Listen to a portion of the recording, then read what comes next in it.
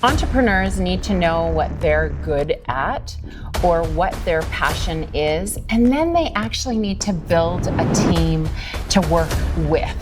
It's like something they underestimate about entrepreneurship. You have to understand your competition. You have to understand that you're going to fail. I actually think that more entrepreneurs, if they realize what they can't do and that somebody probably could do it faster, easier, better than them, but you got to pay them. Do you think nowadays most entrepreneurs or most young people, let me just put it, young people, are using AI the wrong way? Yes, because AI allows you that innovation. It allows you maybe even that, secondary thought process. But you need to really make sure that it's specific to either you or your area of expertise. Most people now, if they just want a pretty picture of themselves, can just put it in and AI creates it. So why would I need to hire you? Do you think social media have really helped your businesses? No. Social media has really presented some unfortunate comparisons for people. Having all these identities, how do you balance it? Well, one, I don't sleep. I surround myself with people that are smarter than me or that maybe fill my bucket. You can't be friends with everybody. I'm sorry, you just can't. So choose to have a network of people that either lift you up or support you or provide you with something that helps you as a person to grow. Entrepreneurship is phenomenal when you get to see your vision grow. Today we are seated here and in frame with. I'm Jacqueline Violo. Welcome back to In Frame With, and we are here with a special person, a multi-talented, multi-disciplined. Like, I don't even know, for this conversation, I'm very, very nervous. I don't even know what to ask her, what not to ask, because doing my research, she's just full of a lot of things. Yeah, so first of all, thank you, Jacqueline, and welcome to In Frame With. Thank you. Yeah, so as we always do, to start with and diving into your creativity and everything, who is Jacqueline behind the scenes and behind all the titles? Sure. Well, I consider myself to be motivation and inspiration for other people. It's really as simple as that. I am an optimist first. So I like to think from a positive perspective. I know that life can sometimes hand us some unfortunate situations, some hard learning environments, but for me, it's can we find the positive and move and learn from those. Yeah. Okay, so positive and those things. So how do you think people see you? How do you think? Oh, I think that they think I'm a ball of energy. I think that they are curious as to where I get my energy from, my success, my vision, my drive, determination.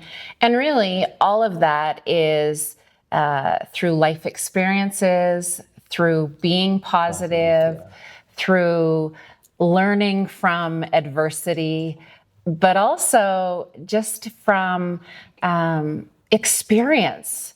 I have a couple of years on me. Yeah. So saying yes to opportunities, going after your goals, being a visionary. So it's not easy. Yeah. And I certainly didn't come to who I am and where I am overnight. Yeah. And talking of success, I can see you wear different hats: modeling, entrepreneur, mentorship, consultants, everything. So how do you handle these things? Well, sometimes, so even if I was to say from an entrepreneurial perspective, entrepreneurs need to know what they're good at or what their passion is, and then they actually need to build a team to work with. And so for me, I'm very much, the front end of all of my businesses. I do the networking, I do the vision, I do the financial, goal prep and everything like that. But there are some of my businesses that I hire people that are more capable than I am. So I do think that lots of entrepreneurs feel like, well, I don't have the money. I can't do that. Yeah. But sometimes you have to, and I actually love that I can use you as an example. So let's say you want to be a successful photographer. Yeah. Well, you're not going to go to your first shoot without a camera, are you? No, I'm not going to do that. Right. Yeah. And so in a business environment, there are things that I do or some of my businesses where, well, I'm not going to show up at the shoot without the camera, right? And putting it in those kind of terms, but. Yeah. So where did this journey all begin? How and where did it all begin? Truly, I was blessed. I had parents that were very supportive, and my life started in arts and culture. So I was an actress first, then I was a soloist. Yeah. And through sort of my junior high school, university, that's where a lot of my singing and acting came.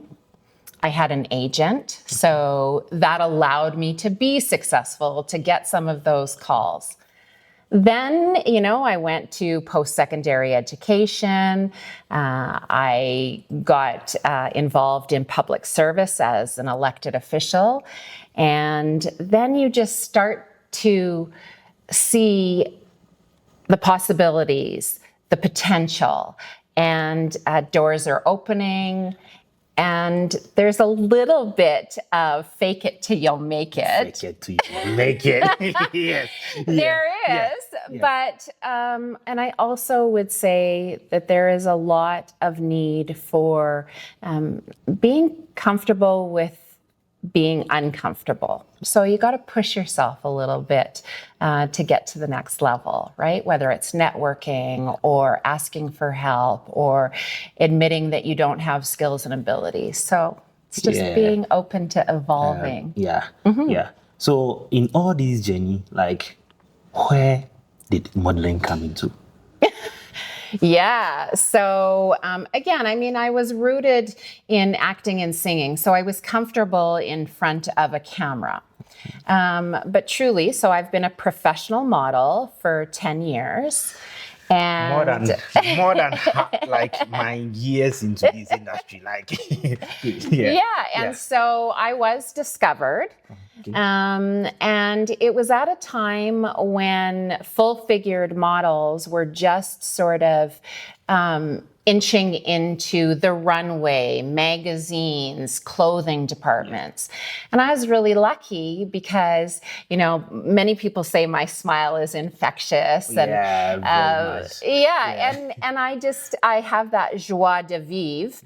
And so, yes, 10 years ago, I was approached, and I've been published in over 200 magazines. Yeah, guys, I will show you the magazine in the video. Yeah, it's a lot. I don't think that is even all what I saw. I don't. Yeah, no, upstairs in the studio, no, for sure.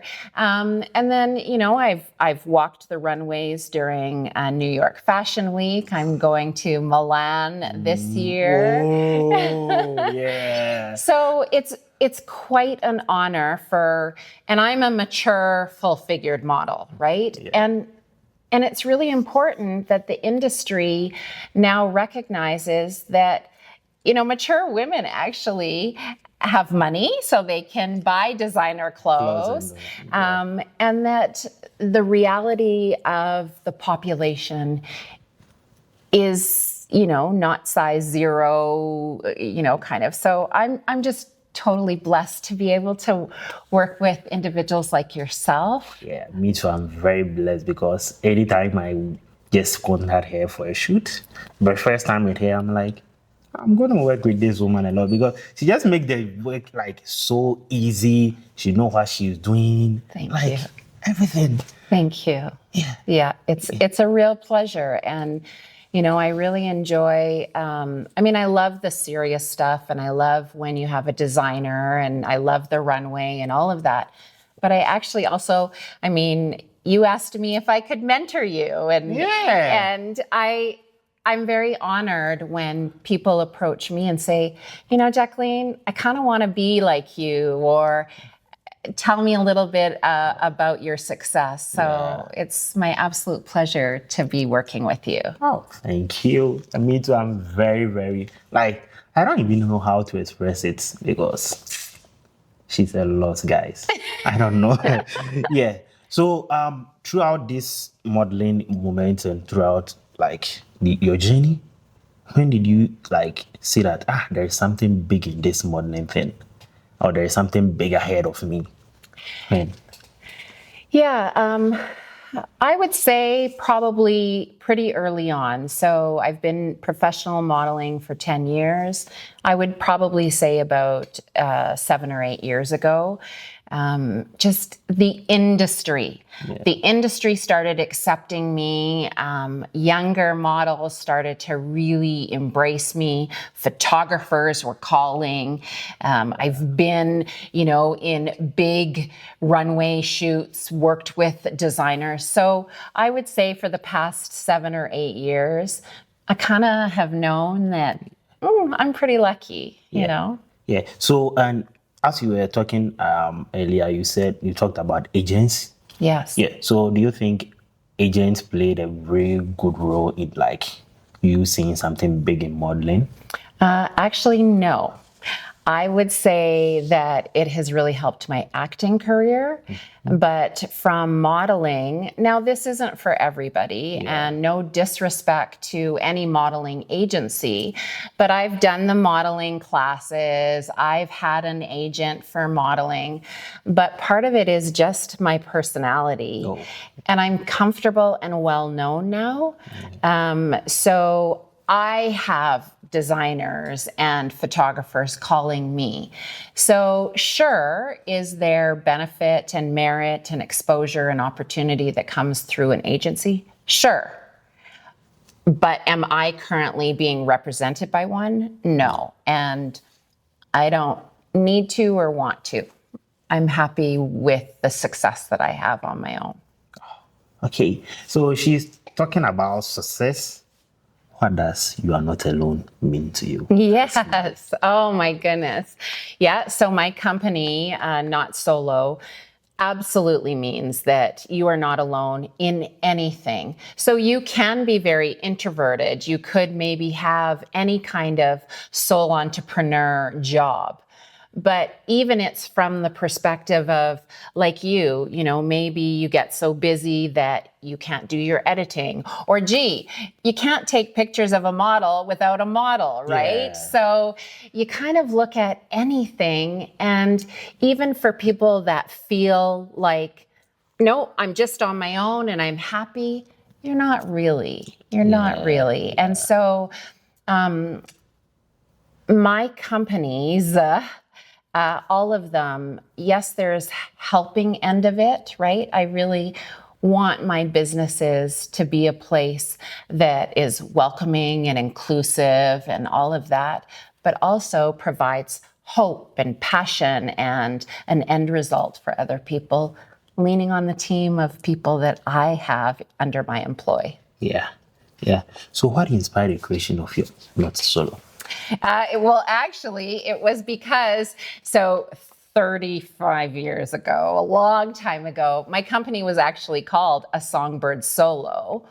And so I was solo. And a lot of the things that I did were just me, right? That was when I was singing or acting and all of that other stuff. But then as my business evolved and I got more into government relations, public relations, consulting, all of that other stuff, I started to realize that, okay, I'm not solo anymore. So I just switched it to be not solo. So creating this like not solo as a creative business, Yes. what have been like the most challenges in the creation aspect of like this business? Yeah, well, I mean, the biggest component is that we are now very much rooted in the fashion industry. And so even manufacturing, we look at many designers are going overseas. And we're trying to champion stay in Canada, embrace the Canada made. We also recognize through my consulting company or advocacy that there are labor issues, right? So if you go overseas, some of the workers are in unfortunate situations. Maybe they're not in, healthy environments from the warehouse that they're working in. They're maybe not paid good wages. And so a lot of what my business has done is looking at what can we do in Canada? Now that also means, so we have even the US tariffs, right? So if I'm exporting to even the United States, there's a cost to that. So how can I have clients, that are outside of Canada and understanding that dynamic? And the final thing truly is just that with manufacturing, so specifically with apparel, I mean, we're sewing, and it's kind of a dying trade. So we are now we've partnered with some academic institutes, and we will take on internships. And so we welcome students that are aspiring designers or want to learn the trade of sewing. And it's a win-win, right? They get some hands-on real life experience, and we get to build our complement of staff. Guys, I even saw that ad. I'm like, summer intern. Wow, summer intern are not solo. Like if a young entrepreneur or someone like is out there and they are like trying to start a new business or trying to be like you, let me put it that way, because you have a lot of businesses, a lot of things. So what is like something they underestimate about like entrepreneurship? That it's a lot of work. I think that having a vision is great, but I'm still a pen and paper person. So I think that you also have to look at strategy.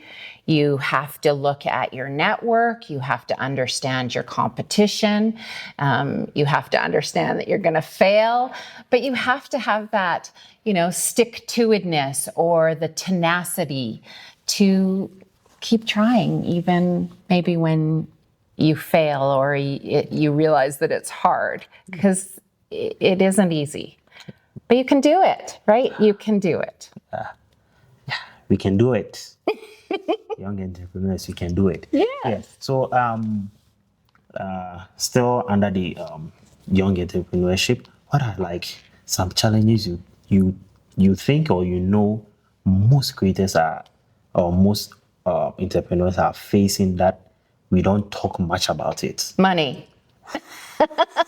That was a quick one. Money, of course, because money makes the world go round. But you have to have a bit of an appetite for risk. So of course, you have to have some money to start. And the other thing that I truly would say to any entrepreneur is the sooner you can realize that you're not going to be able to do it by yourself. So even let's continue to use you as an example, right? If you love taking pictures and anything and everything that is involved with that, from editing to buying your equipment or anything, but there has to be something maybe that you don't have the time to do, or that you wish you did better, or, and that could be, for example, just maybe it's your books. Maybe it's your actual marketing, right? Like, how are you getting new clients? And so even if you were just to, well, now we can lean on AI a little bit more. But even hire somebody on a contract. Hey, I have this much money or this much time, and what can you give me for that? I actually think that more entrepreneurs, if they realize what they can't do and that somebody probably could do it faster, easier, better than them, but you got to pay them, right? You're not going to get everything for free. Oh, yeah. You're not going to get everything for free. No. Yeah. So, talking of AI, do you think nowadays most entrepreneurs or most young people, let me just put it, young people, are using AI the wrong way? The wrong way. Yes. And how? Yes. Well, and because I'm a university educator as well, so I'm a professor, and I would say that every single one of my classes, we're now embracing, because AI allows you that innovation. It allows you maybe even that, secondary thought process, right? But you need to really make sure that it's specific to either you or your area of expertise, or that it's relevant based on your limitations. So just plugging in something and utilizing it. Now, I will also say, from a creative perspective, and maybe you as a photographer have found this as well. Most people now, if they just want a pretty picture of themselves, can just put it in and AI creates it. So why would I need to hire you, right? Yeah. And that's unfortunate, because AI will never give you the personal connections or whatever. So I think that AI is a tool, but it needs to not only continue to evolve, but people need to use their brain, use their experience, lean on other people. So, Yeah. For that one, like, a lot of creators have been talking about people like, some of them will say AI is taking our jobs, but some would really emphasize on how, like, even still AI can do the job, but people need that, like, connection, that personal connection with the people. Correct. To do, like, most of the things, because sometimes even the AI just give, like, hallucinated, like, correct. Yeah. information. AI is not going to take your job. Your job may evolve and it may be different than what you're doing right now, but we're always going to be smarter than AI. So you just have to figure out what that means for you. Oh, okay. So talking about this AI and those things, do you think social media have really helped your businesses? No. That is a loaded question. So I'm very active on LinkedIn, which I love. So LinkedIn is a professional networking platform, and I don't use it for my modeling. I use it for everything else. I talk about my university courses. I talk about my students. I talk about volunteer opportunities. I talk about advocacy, politics, those sort of things. So LinkedIn, I absolutely love. They have courses, for example, that you can, take or lean into. Yeah. I love Facebook. I'm still a Facebook person. And that's where I get the most feedback for me personally on people that say, oh, Jacqueline, you inspire me or motivate me, or, oh my goodness, I see like you're doing 8 billion things. So I actually love the memories on Facebook too, because, you can see, wow, like I have evolved or whatever. But to be perfectly honest, I think that, now I never was on TikTok, never. So I don't know that platform. I didn't use Snapchat or anything. So the only other one that I would have used would be Instagram. And just because of my professional career as an instructor, a teacher, university, I have blocked my Instagram, my modeling. So it has limited my opportunity to be that, motivator and inspiration from Instagram. Yeah. So, but you sort of I made a professional decision. Yeah. But I also think, if I may, social media has really presented some unfortunate comparisons for people, right? People think, oh, well, look at this person. They're living on a yacht and they're going on trips and they're an influencer and they make millions of dollars, getting sponsored to do stuff. Or, oh, wow, they look like, look at how skinny and beautiful and pretty they are. People have to realize that that's social media and that's not real life, and that you have to, at some point, find how to be happy with yourself, right? You got to love yourself. You got to be confident with whatever God gave you, sort of thing. So, having all these identities, how do you balance it? Being a model, a fashion, a spokesperson, because I know we're a spokesperson for bike swap. Yeah, a better bike swap. So how do you put all these identities for people to know that, oh, this is me, this is me, this is me? Yeah. Well, one, I don't sleep.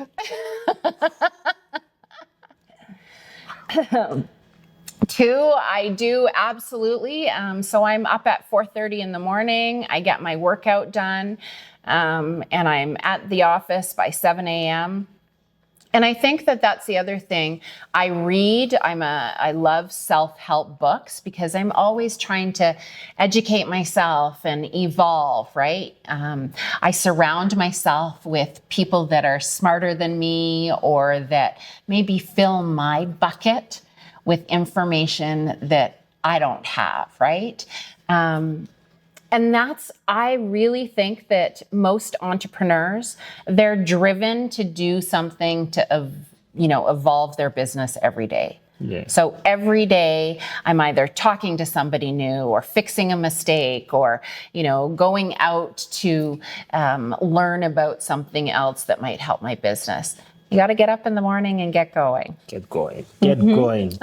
Yeah. So, you said you don't sleep, but let's say a young person is out there creating or starting this journey. How do you think are most of the pressures they really face? The pressures? Yeah. Yeah, time management or competing priorities is a pressure. Maybe you have a young family, or maybe you have jobs right now that are competing, right? Because as you're trying to make money and trying to launch out on your own. But everybody's journey is going to be different. Just because I don't sleep or just because I work 20 hours a day, that's my story. And I think that you have to have a healthy balance of everything. So I do have family support. I do have mentors in my life. I have had struggles, both personally, health-wise, financially, everything. And I have faith, right? Yeah. So you have to find what works for you. But it's possible. It's possible. It's possible. Yeah. So have you ever feel you are being boxed in one title? Yes. Yes. But not for long. Okay. And I think that even you and I were talking about, it's all branding. And so if be your authentic self. I always wanted to be Superwoman. I really did. And so to me, Superwoman simply means that I do have a family and I do have faith and I do have healthy meals and I do, have exercise, but I also have interests that are business related or whatever. And so you find your pockets of time. Like I haven't had a TV for 35 years. I don't watch TV. So there's an example, right? Lots of us waste so much time scrolling on social media. Yeah. And I'm just not. I don't have time for that. So I'd rather read a business journal or talk to somebody on a phone, or get out and meet and be and experience things. So it's personal choices. So do you think starting a business, one of the biggest things you need is connection? No. I think it's drive and determination. I think that you have to put a little bit of work into it at first. So you need a good vision, right? You need to have put pen to paper and make sure that what your vision is really solving a problem or helping somebody else or, is different and unique in the market, right? Why would somebody want to come to you versus go to your competitor? And then the final thing would be literally, you gotta get up and do it. So someone starting or a young entrepreneur, do you think what they need, like young entrepreneur, do you think they need discipline, connections, or just the creative ideas? Which one the most? Determination. Yeah, because you absolutely can do it alone for a moment. So if you are still enjoying this conversation, thank you. And I want you to do two things for me. One, make sure you subscribe to the channel if you haven't. And also make sure you share these videos to others. Doing this would help our video get pushed to others and let others know and have knowledge as you are grabbing knowledge from us. And let's continue the conversation. So let's say, as a mother, do you think some of the parents chooses their how would I put it? Is it like their future for their kids? No. I mean, I say that the apple doesn't fall far from the tree because my dad, certainly was a networker. He was an entrepreneur, but we attacked things differently. We had different approaches. And then when I look at my mom is my number one supporter, right? And so from a parent's perspective, I have two children and they're totally different than each other, right? So they were raised the same, but yet they themselves have different passions, interests, experience, education, financial situations, relationships. And so the best that a parent can do, I think, is set a good example by loving themselves and being successful in whatever that means, but also loving and encouraging their children to do whatever they want to do. And do you think that's, for me, I think that ideology matters most from where you are coming? Sure. Like you mean culture? Yeah. Sure. Because even as a university educator, I'm very familiar with, I have students from all over the world, and certain cultures certainly have expectations of their children to do or be certain things. But I guess I'm hoping that the world continues to evolve. I talk about being a welcoming and inclusive, company, not solo, but I think that the world needs to continue to be welcoming and inclusive, whether it's from color and race or, gender, or sexual orientation, even financial, right? So hard to house people that are vulnerable, victimized, whatever. We all have stories to tell, and they're your unique story. So why are we so judgy? Shouldn't we be more helpful and empathetic as a society? Yeah. That's what I would hope. Yeah.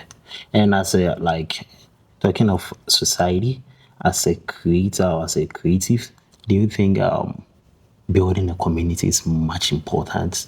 Like, as a creative, let's say you are not just starting out, but you are already doing it. Do you think building that community is very important? Sure. Yes. And it really comes down to that we all have unique talents. And if we stopped being so competitive, why don't we give a hand up to each other and, help each other and learn from each other? And so that really, all of this is me. Like, this is what I believe. This is what I try and do in my businesses and as a person. But not everybody's going to agree with me, right? Not everybody's going to agree with you. Yeah. But can I sleep at night knowing that I lived my authentic life or with integrity and ethics and my values and what I believe? Sure. And sometimes if they disagree with somebody else, it's a decision on how do you continue that relationship, You can't be friends with everybody. I'm sorry, you just can't. So choose to have a network of people that either lift you up or support you or provide you with something that helps you as a person to grow. So, do you think most people romanticize entrepreneurship too much? No, it's lovely. But again, when you use the words romanticize, I think that they think that it's easy and that they're going to get to be the boss and take off at 2:00 in the afternoon all the time and make all this money and live on a yacht. And it's not that way. Entrepreneurship is phenomenal when you get to see your vision grow. But there's a lot of, setbacks or hardships, disappointments, failures that happen before you get to realize the success and the joy. But that's where tenacity and discipline and, all of that comes into play. You've got to have that stick-to-itness. And I think some people will be like, oh, I have the passion for this thing. Like, do you think passion drives being someone you want to be? Sure, you do need passion. And I do think that knowing what, where, and how that passion is rooted. But again, passion isn't going to get you anything. It's hard work and it's dedication and it's, articulating what and how you're going to achieve that passion. So you can't just live on passion alone.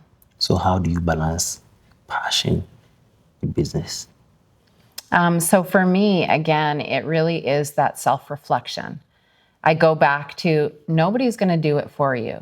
So if you have the passion for whatever it is, you start to think, get pen and paper out, literally, what do I need? What do I think that I need? What do I have? How do I get what I need? What's the timeline? What are the barriers? Like you just need, and as a consultant, those are things that I work with entrepreneurs on. You kind of sit down and have those hard conversations and you have to be realistic. If nobody is going to tell you that it's going to be tough or that maybe you have some gaps in your vision or your passion, then you likely are going to have a tougher time, right? It's better to be prepared and evolving with your thought process right from the get-go. Okay. So what does success mean to you? That's a great question because success for me truly, I have truly lived my life to be a motivator and an inspiration to others. So success comes very often when somebody says, Jacqueline, how do you do it? and can you either teach me, mentor me, you know, so of course, financial, but I have lived a good life.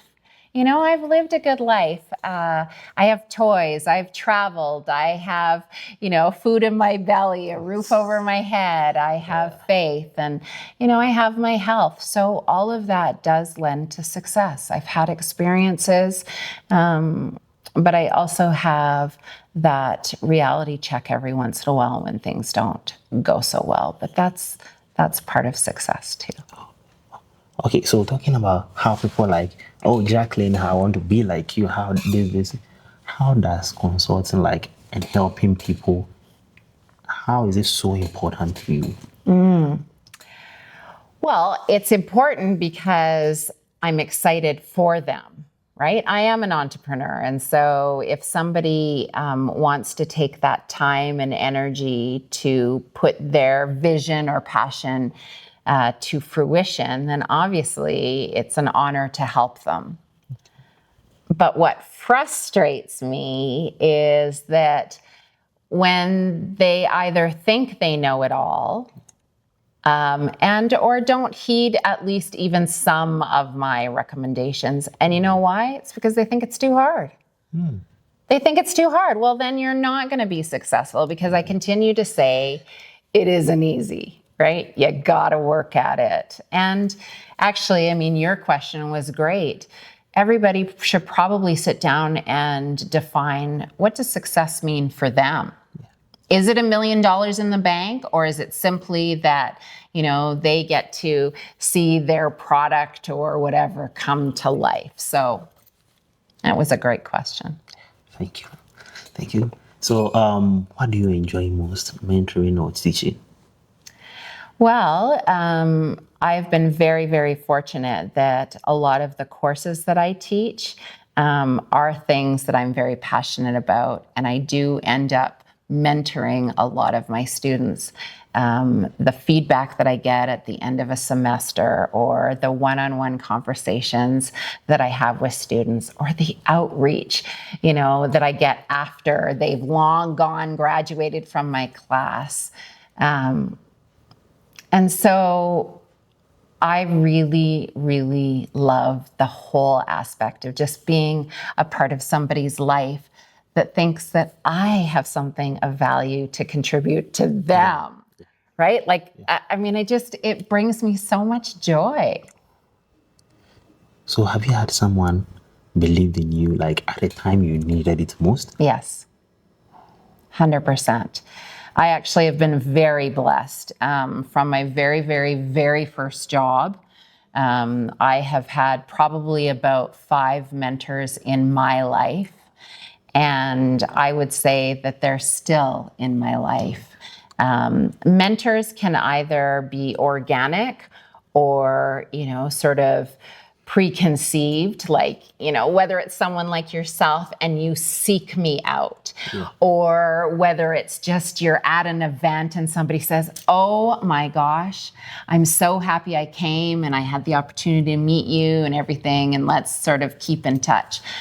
But yes, I am so blessed that I too have had mentors in my life that, you know, either provide me with that second console, you know, hey, Jacqueline, have you thought of this? Or, oh, well, let me help you. I know this person you can talk to, or whatever, you know, or when I just need them to listen and I'm crying and upset and disappointed in myself or whatever.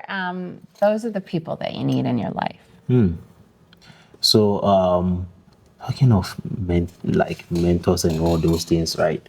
So have you, like, is there a moment that like a mentor talk with you that you be like, or you shared an idea with the mentor and the mentor talk with you, give you like some option, but you went back and said, no, that's not me?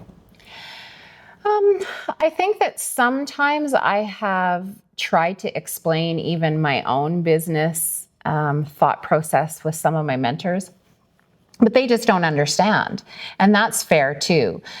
But the unique challenge has been, okay, why don't you understand what I'm saying? Maybe I don't even know how to articulate it properly.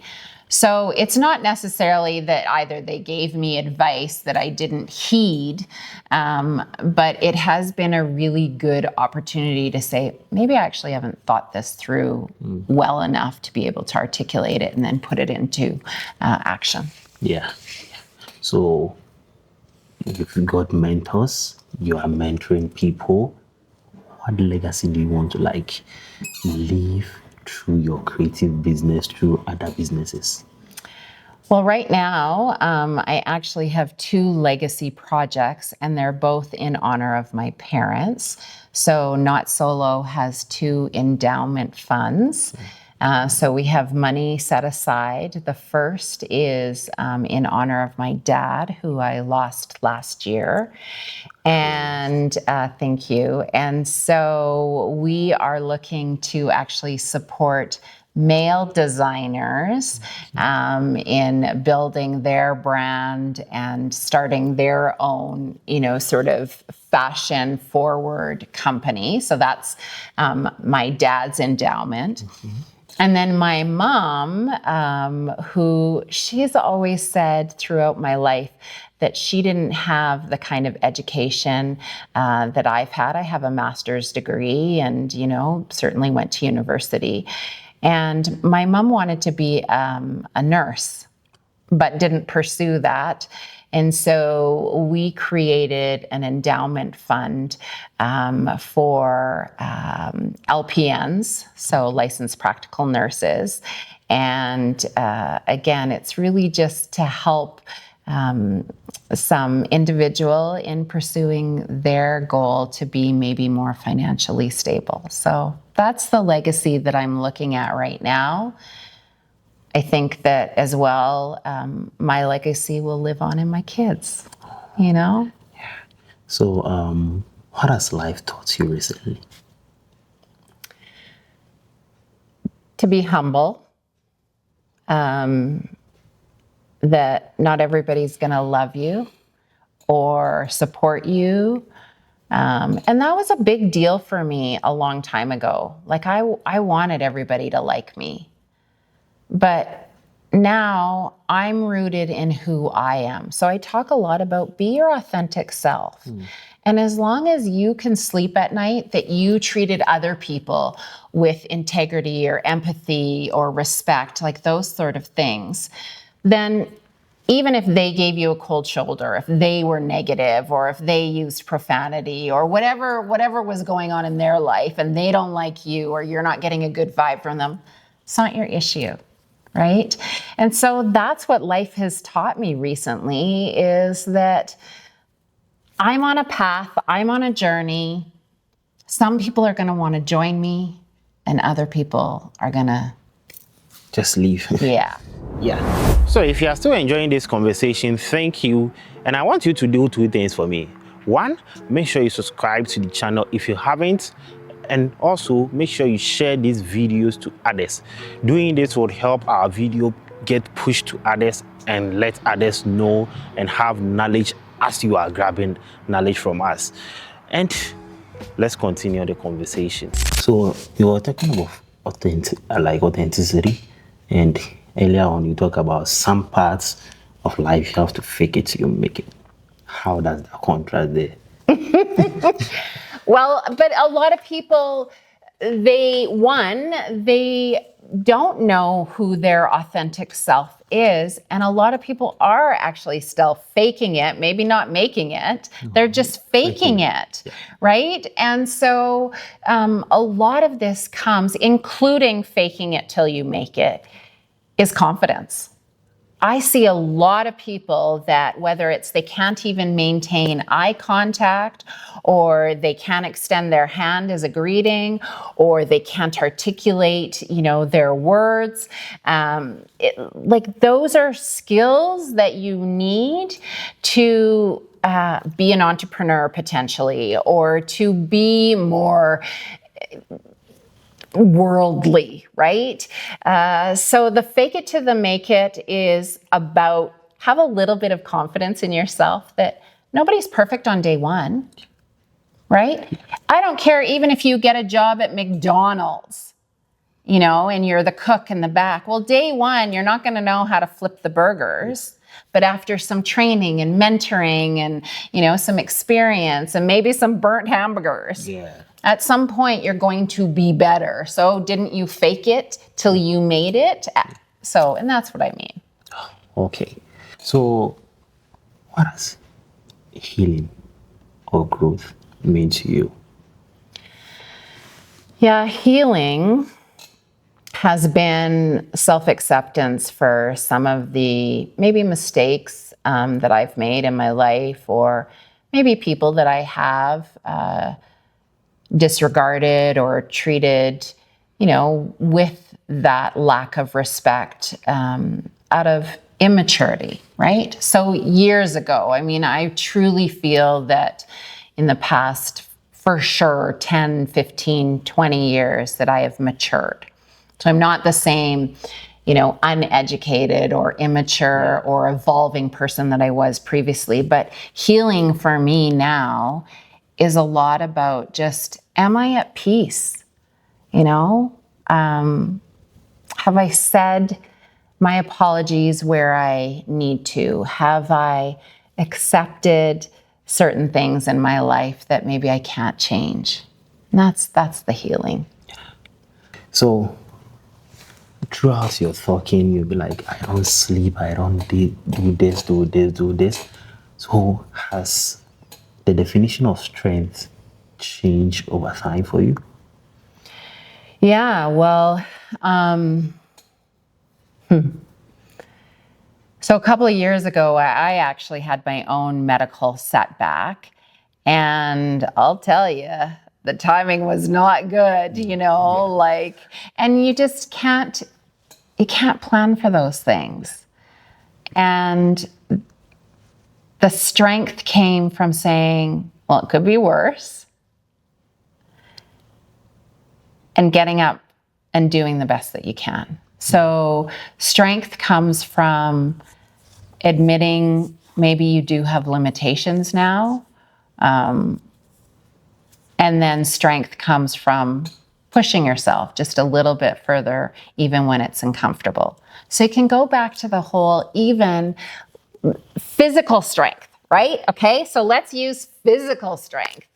We go to the gym today. Can we run a marathon tomorrow? No. Can we lift, you know, our weight in weights? No. But if we continue and we go to the gym every day and we train and we're aware of it, at some point we're going to reach our goal or get better than where we started. So that's where strength comes from. Yeah. So strength, reaching your goal, sometimes self-doubt comes in, right? How do you deal with that? I think nowadays, most created, like they put it as imposter syndrome. Yeah, absolutely. So imposter syndrome is real.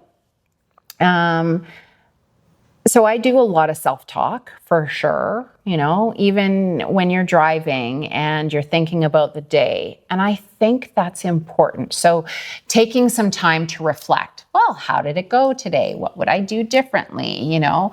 But the other thing goes back to having your own safety net.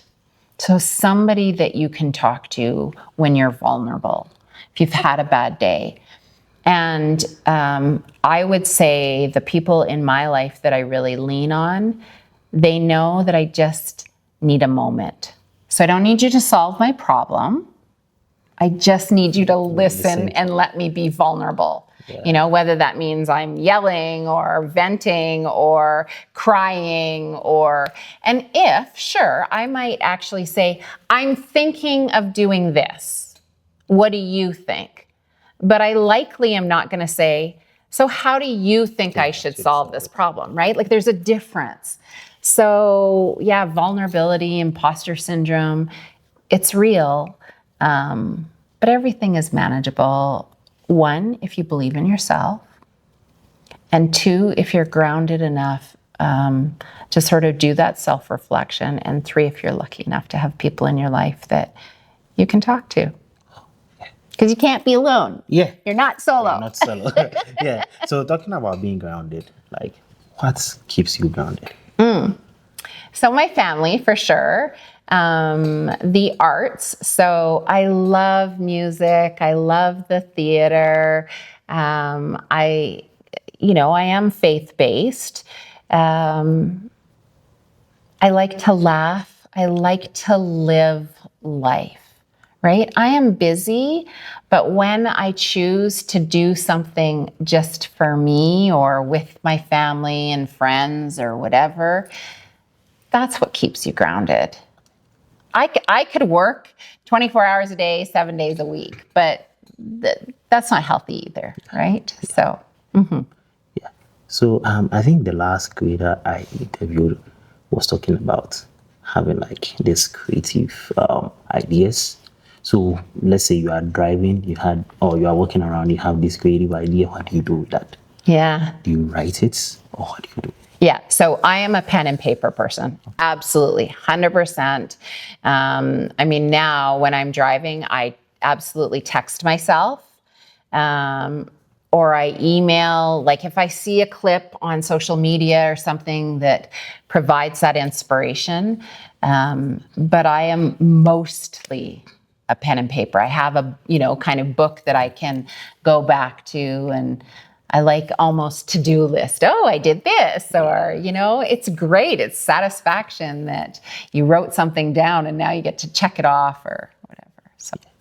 So, and also she talked about, she doesn't like, she's into fashion, like fashion design and those things. She'd be like, if I don't do anything creative in a day, I don't feel myself. Do you have that edge? Like if you don't do anything creative, if you don't like maybe do a sketch, or if you don't mentor someone within a day, like does it brings you down? What does it like? That's a great question, but I would say there's many things that fill my cup. So even from physical fitness, right? If I haven't moved my body in a couple of days, you start to feel sluggish. Or the opposite, if I haven't been eating healthy, I start to feel sluggish. So it's not necessarily the creative outlet, it's just the whole, am I being productive? I have sometimes days where I just need to be in the office, actually. So you have a lot of administrative work, or you have a lot of emails, or I have a grant that I have to write, or, you have to transpose some of those notes that I've written in my... So mine is probably different than being creative every day. It's just progressive. Have I done something today that helps move my business forward? Okay. So, and at the end of every session, like we used to ask creators, what do you want us to ask the next creator on the thing? So the last one was like, how ask the person you interviewed on the next series that how do they work out creative burnouts? How did they manage it?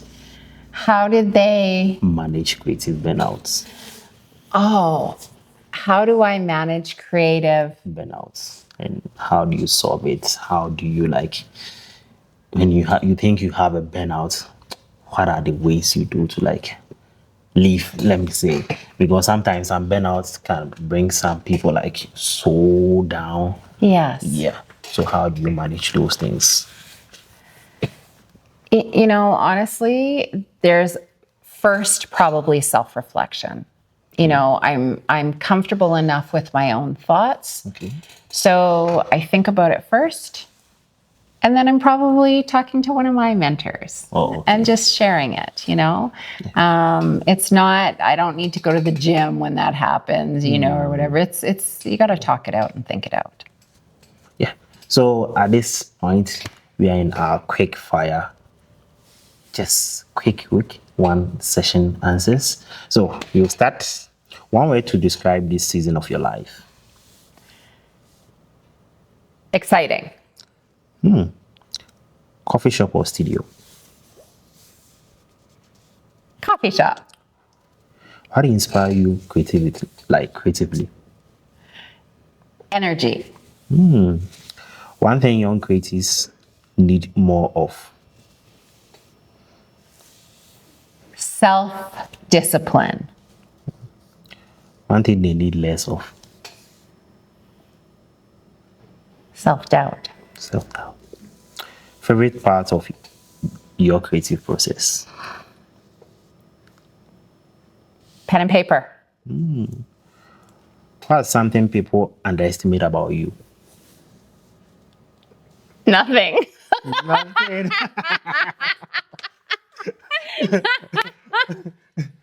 Oh, okay. So no one underestimates you. To get to this point that no one underestimates you, like you need to put a lot of work. I can guess. Yeah. So we are heading ending our conversations very soon. So who are you becoming right now? More of my authentic self. Thank you. So I want to be like that, to be able to sit somewhere and I'm becoming more of my authentic self. What are the ways that comes in to be more of your authentic self that you have to put in?